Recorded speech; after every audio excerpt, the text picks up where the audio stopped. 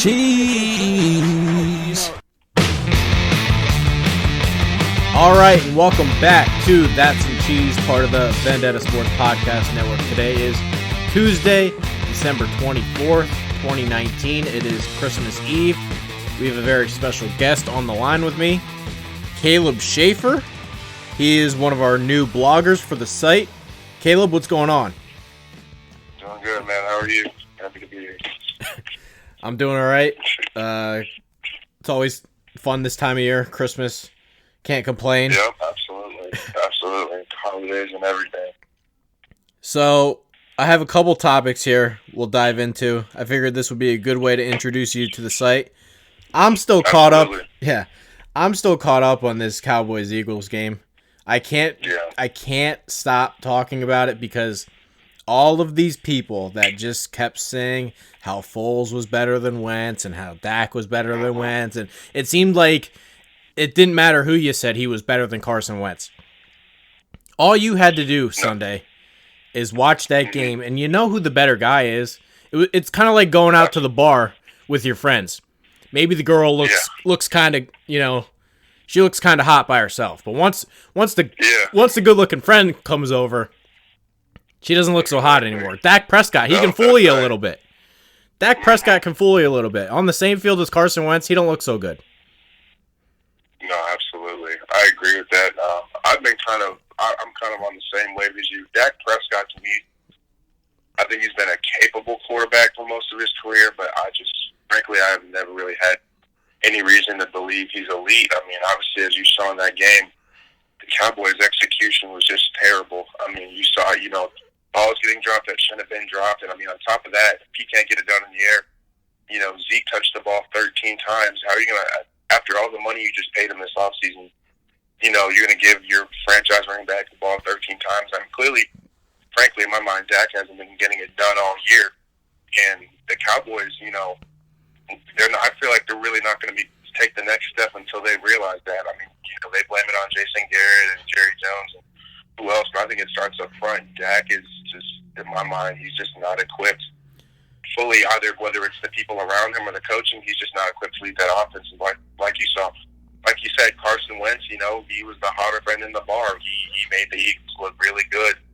and that's why they deserve that win and are still alive in the playoff race. But yeah, like you said in that game, I mean, Wentz was the better quarterback, and I think Wentz is still young and improving, but he has the ability, in my mind. There's some games that he showed he can really be the guy the Eagles need to take it over the top, So it was definitely a fun game to see, a defensive battle. I was watching it myself, and, I think that game told us a lot about both teams. You brought up two good points I want to hit on. Number one, to give the ball to Zeke 13 times, you're right, crazy. I said that before the game. Yeah. Exactly. All Jason Garrett had to do was just give this guy the ball. Philadelphia was outmanned and outgunned completely. Dallas has better everything. They have a better left tackle, right guard, left guard, center, right tackle, running back, receiver 1, receiver 2, receiver 3, Jalen Smith, Sean Lee. They have better everything outside of maybe tight end. Exactly. The fact that Go ahead, sorry. The fact that Dak Prescott can't beat an outmanned, outgunned Carson Wentz tells you everything you need to know. Mm-hmm. Exactly. And, I mean, the Eagles didn't even have Deshaun Jackson and Alshon Jeffrey for the game. I mean, like you said, Tyron Smith, Zach Martin, and Travis Frederick. You have 3 Pro Bowlers on your line. Like you said, that's what's been the most frustrating part about the Eagles. On paper, like you said, at almost every position, they had some of the most talented players in the world, but they couldn't get it done. I mean, Zeke, well, first of all, for the money he demanded in the offseason, that guy should be touching the ball no less than 25 to 30 times a game. Michael Gallup, he showed up at times, but, I mean, it wasn't enough. Amari Cooper, I mean, lately, either he's completely on or he was just non-existent for most of that game. He was non-existent in my mind. I mean, he had 4 catches for 24 yards, and so, what are you going to do? Rely on Jason Witten? I mean, when he couldn't even catch that one ball. What was it, 3rd and short? He couldn't even catch that one ball that set the Cowboys off the field, and so it's one of these things where just, talent-wise, talent only gets you so far, but if you don't have the chemistry, and not been seeing the chemistry from the Cowboys. You get results like this. The Eagles, a team that shouldn't beat them. Coming in and taking care of business at home. Let's move on to your first article that you wrote. So you wrote a lot about the Bears, Rams kind of being similar teams. I agree here, but I almost kind of would have taken it a step further. I want to see what you think. I think both of these teams are screwed. Just totally screwed. In the future? Like, you think just so funny? Yeah, for the future, like, the Bears are going to have salary cap problems coming up.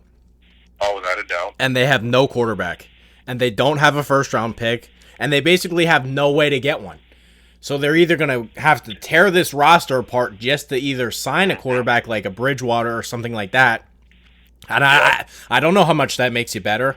Or you have to hope and pray that a quarterback that you like falls in the second round.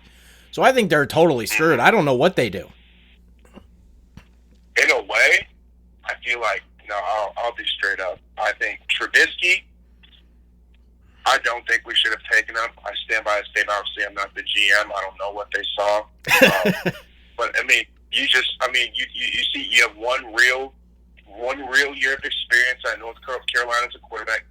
Don't get me wrong, it was a good one, but, how are you going to take guys like Deshaun Watson, who've been playing amazing competition in their entire college career, a guy like Patrick Mahomes, playing in a conference like the Big 12, you have two quarterbacks there who, Deshaun Watson's battle tested, and Patrick Mahomes basically came out of the womb knowing how to sling a football. These are two quarterbacks who, are guys that, first of all, would fit Matt Nagy's system. The guy clearly wanted to, get fast, create space in the offense, and get faster people on the field.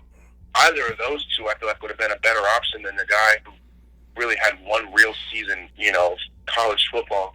And like you said, the cap space, I understand, at first, I'll be frank, I was kind of supported. I understood, bringing all these guys back and, signing all these contracts. But like you said, the Bears here didn't really set themselves up to look into the future. I understand they were trying to adopt a win-now mentality, but now look at it. Last year, a last-second field goal that Cody Parkey messed up got us in the situation, missing the playoffs. So we came back this year hopeful. And, this year, now we just shit the bed. What are you going to do now? We still, like you said, we have players we need to pay. We are screwed for this draft. I don't know what we're going to do here. Frankly, Trubisky, I'm willing to give him another year. I say at least let him live out the rookie contract. But if it gets any worse next season, he might force Ryan Pace's hand. I feel like defensively, terrible. Like I stated in the article, outside of Khalil Mack, we don't have anything. We got to the quarterback. So far this season, we've got to the quarterback 31 times. That's just over. We barely touched the quarterback twice every game. And they're playing in the NFC, you really can't do that. So hopefully we can find a decent edge rusher in later rounds, but I'll be honest, all the good ones will more than likely be off the board in the first round. It's not like we're touching anybody like Chase Young or AJ Epineza. So it's one of those things, like you said, we have a lot of problems coming our way. I hope, being the professionals that the Bears are, the front office can figure out some magic, make a trade, do what they got to do. But like you said, things are looking a little bleak, so I'm going to be paying close attention this offseason to not only them, but the Rams too. How do you go from making the Super Bowl and Sean McVay's second season to just completely missing it? Like you said, the Rams are another team. On paper, Todd Gurley, Jared Goff actually came off what I think was a really good year last year. You have that offense. You have an offense that mostly, you can do anything. You can pass the ball or you can run the ball on the defensive side. Aaron Donald, arguably the best player in the NFL for crying out loud, on that team. And then they made the trade for Jalen Ramsey midway through. You thought maybe that would shore up some of the issues that the Rams secondary was experiencing. And honestly, like I said, they played the deep ball. Overall, their secondary wasn't too bad, but it just wasn't enough. And now you're looking at two teams who a year ago were the shit of the NFL, and now, both of them are going to be sitting on the couch in January. So kind of just looking at their situations with two young coaches and, two quarterbacks who, frankly played like shit this year. And then, just overall a lot to prove after this season compared to what they did last year, which is kind of interesting to see how both of these teams, progress through the season. Yeah, you kind of hit on Trubisky. I'm so done with bragging about it. I called him a 6th-round prospect. It's all over. Man. It's all over the internet. You type in Mitchell Trubisky sucks. It's the first article that comes up. I called him a 6th-round pick. I'm just done bragging about it. I can't do it anymore. I kind of want to talk more about Goff because I don't think people really mention this stuff. You better be very careful which quarterbacks you give elite-level quarterback money. Exactly. Nobody's talking about this, but the worst thing that happened to Jared Goff this year was losing Roger Saffold. And I know, we don't talk about this kind of stuff, but, like, that's the difference. He can't handle pressure well, and when he doesn't have guys that can block for him, he's going to look worse. And the problem is, you know what's going to really hurt the Rams next year? When you add $30 million to the cap when the Jared Goff contract kicks in, and you're paying Gurley this, and you haven't paid Ramsey yet, and this roster's just going to keep getting worse. They are totally screwed and have no draft picks. That's what I said, like, similar situation. Like, you're adding talented players, you have talented players. Somewhere in all the excitement, you forget you have to pay these players. Like you said, Gurley, the way he's been playing, I mean, it's going to be a hell of a lot of money. Like you said, Jalen Ramsey, I mean, he's still an elite corner. Nothing changes there. He's going to want his money. So, I mean, and then, like you said, with the draft, I mean, these teams, like it's when you look at it, it really lines up. Goff, I think, Goff he's a good quarterback. I mean, 2018 showed you that. But the money they paid him, that he's not performed. I don't know if he's going to even perform to the money they paid him. The money they paid him is basically, to me, they sat him down and said, "You're our guy for the rest of your career." Frankly, I mean, I know it's a 4-year deal, but I mean, if you think about how much money you put into this guy, you'd expect something better than what you got this year. But like I said, frankly, I don't know why, but with guys like Goff and Trubisky, I'm willing to give him another chance next year. Off years happen, and based on what both of these quarterbacks accomplished last season, I'm willing to see what happens. To me, Goff and Trubisky aren't going to be necessarily Drew Brees, Aaron Rodgers caliber guys where they're just naturally slinging over 30 touchdowns and 3,500 yards every year. But they're good enough for their offense, and they get the job done. So let's hope next season we kind of start to see that, maybe it even translates into better stats. But in my opinion, none of these guys were real leaders throughout the year. I mean, for crying out loud, like I said in the article, Goff didn't even throw a touchdown for 3 straight weeks. I mean, you want that guy leading you out on the field. And then Trubisky, I mean, like I said, it's really been a shit show all year. The guy couldn't keep the offense on the field to save his life. And so hopefully next season we see something solid from these quarterbacks, and these head coaches get with their quarterbacks, and so they're both offensive-minded head coaches, Nagy and McVay, and kind of get the offense in the right direction. Because as you saw, the Bears and Rams, their defenses were definitely played really, really well this season, way more than what they really should have been doing, but their offenses could never just get them what they deserved, and that's why you kind of see the seasons that they're having this year. Yeah, so let me move on to the next point I wanted to hit. So you play offensive line for Miami of Ohio, which is awesome. Yeah. But yeah, love it. I kind of wanted to move into like the mental part of it. I was a wrestler my whole life. I wrestled from the age of 6 until first 3 years of college. And football, wrestling, MMA, those kind of sports, I've always said you kind of have to have a screw loose. You kind of have to have something wrong with you. Practice sucks. You're right. Practice sucks. God, yes. You're always hurt. You ask yourself every day, why do I do this? Tell me about the mental part. Yeah, tell me about the mental part of being an offensive lineman in college football, because there's got to be a lot of Tuesdays or Wednesdays or Thursdays that you just tell yourself, why the hell do I do this? This sucks. Oh, my God, yes. Absolutely right. You're absolutely right. I mean, frankly, you have to have a screw loose to have this, and believe me when I say I do. It's one of those things where it's really just, I mean, to me, it just comes down to passion. Football, I've been in it since 4th grade. I guess I'm just going to kind of tell my road, long story short. Played it since 4th grade. It started as a running back. Then, puberty started to take hold, started gaining some weight, and it became pretty clear, I'd be in the trenches. So I just started playing O-line all the way through middle school. And then high school, didn't play my freshman year. Sophomore year, I started out as a left tackle, and they moved me into guard. And I've just kind of been, rolling with it ever since. High school, and I'll be frank, it's kind of how it is, for all of us coming out of college and high school. You're the guy, once you figure it out, you're usually one of the best players in your team, you're tasked to lead other guys, they respect you. In college, I mean, you're at the bottom ladder, you're at the bottom rung again. When I came in over the summer, I had to relearn everything, my technique, some of the plays, and everything. But I have great older guys who kind of showed me the way. But mentally, over the summer, I mean, we're not in football stuff yet. That actually was, frankly, the easy part, just conditioning and whatnot. Conditioning is something I really try and embrace. On top of that, I was taking a few classes. It was, kept my mind busy, but it was something I enjoyed because, hey, you're a freshman in college. Like, this is the shit.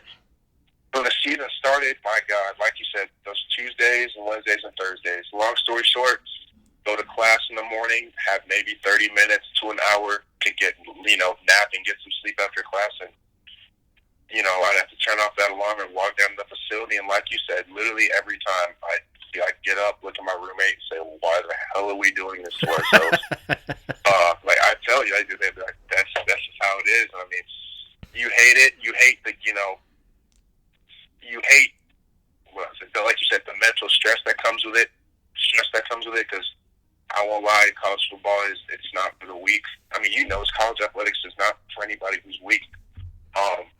It takes a lot, and there's some nights you're just sitting there, you're just mentally exhausted. Like, how the hell am I going to get up and do this tomorrow? But at the end of the day, the two things I really rely on are just my teammates. Because I'll be honest, when I look at them, I really just, I don't know.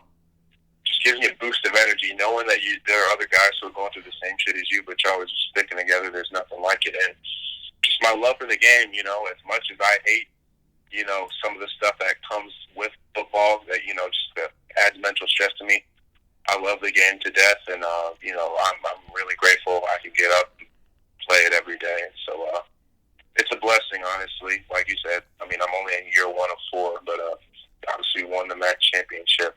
And so that's a huge confidence booster, and frankly, that just drives me to want to go out and really just do more. So it has its moments where it sucks, but when I say I wouldn't trade it for the world, I mean that. So I love what I'm doing. Yeah, it's hard to really quantify until you actually do it. Like, exactly. I'm 27, and I don't know why I still do this, but I go to the gym 5 days a week, and it's just something in your head that you feel like you got to do.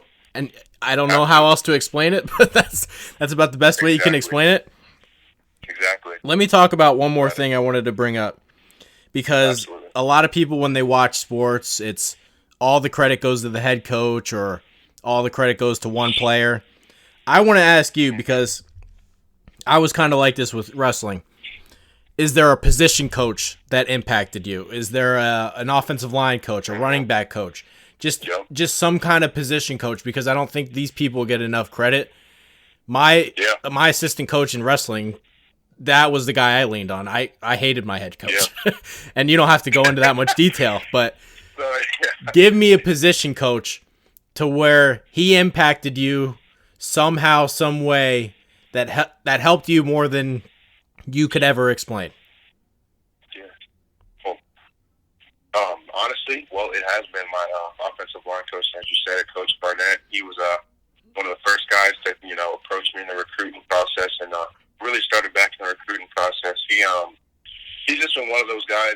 He's as honest as you get. He's never bullshitted me a day in his life. He's one of those coaches that he will employ tough love, but he understands the person at the same time. I think throughout the course of his career, the reason he's been so successful is not because of X's and O's and whatnot that comes with it, but he understands his players. He understands what we need, and throughout the course of my career, he's understood what I need. I'm a person, especially football, but in general, I am very hard on myself. I critique myself like you wouldn't believe, and there's some times throughout the season where I got really down on myself, and there were some times like he just had to sit me down. He's like, you're doing a great job, even though you don't feel like it. You're growing, you're becoming tough, you're maturing, and maybe he didn't know it at the time, but he was really just planting the seeds for just success in my head. Just coming in, any college athletics is probably one of the most nerve-wracking things you've been in, but he's one of those coaches where he just, he understands me, and there's some days we don't even agree with each other, but at the end of the day, I know who has my back in that building, and it's always going to be him. And so he's one of those guys where I'll run through the wall for him. He's earned my trust completely. And it's still early in this journey, but it's one of those things where looking back 5-6 years from now, whether I go to play on past this or not, me and him are going to be able to look each other in the eye and know he did everything he could for me as a coach, and I gave him everything I had as a player. And so he's definitely been, just one of the key figures in my life, not only just, in terms of football, but just as a man in general. So I really appreciate everything he's done for me. Yeah, well said. A lot of these people that I guess it's hard to say, but players don't fail or succeed by themselves. These position coaches are so important, and I don't think they get nearly the credit they deserve. Caleb, this was fun. Good first episode. You can come on anytime you want. I'm happy to have you with the site. Absolutely same. Thanks for inviting me here. I appreciate it, seriously. All right, so we look forward to more articles from you. Anytime you want to come back, let me know. All right, sounds good. Appreciate it, Trey. All right, thank you guys for listening to That's Some Cheese, and we will see you next time. Tell you something. You know what really grinds my gears? You, America. Fuck you, Diane.